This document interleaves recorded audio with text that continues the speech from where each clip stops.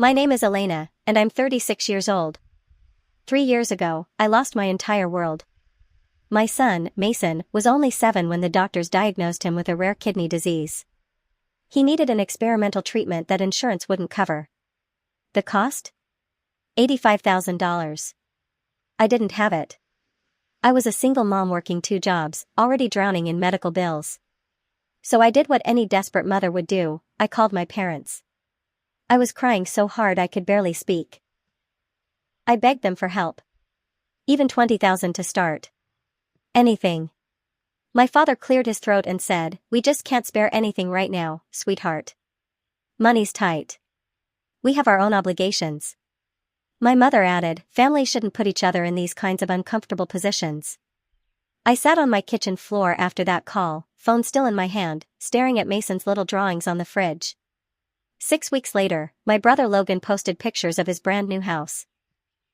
4 bedrooms, big backyard, finished basement. When I asked how he afforded the down payment, my mom smiled and said, "We helped him out. It was a gift. He's our son." The same month they told me they couldn't spare a cent. I didn't scream. I didn't fight. I just went silent. I sold my car. Took out another loan. Ran a GoFundMe that strangers helped with. But it wasn't enough. The treatment window closed.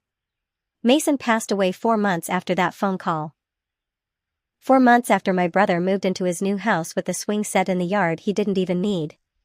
I stood at my son's funeral and watched my parents cry real tears. The same people who chose a house over my child's life. For 3 years I stayed distant. I showed up for holidays so no one could call me the one who abandoned the family, but my heart had walls. Logan never once mentioned the house. He'd talk about his new grill, his home theater, like none of it had cost my son his future. I threw myself into work and became a paralegal specializing in family trusts and estates.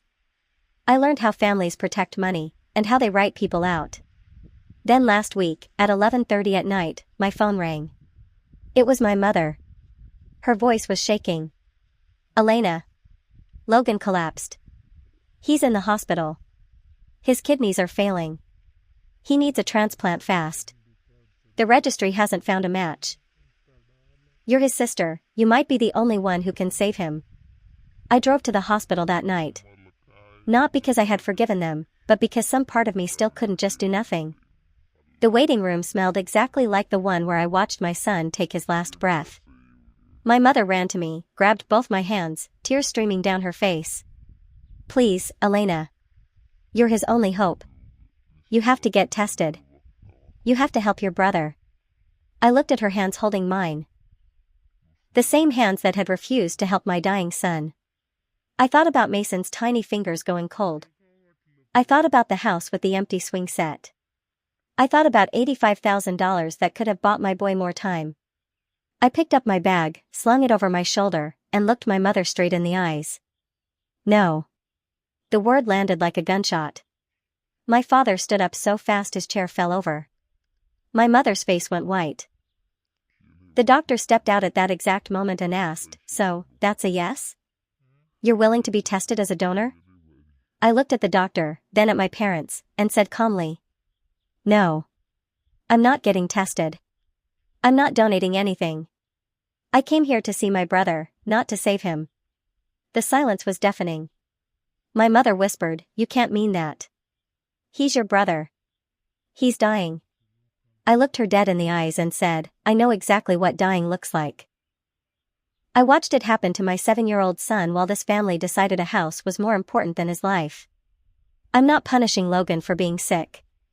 But I'm also not pretending that blood erases what you did."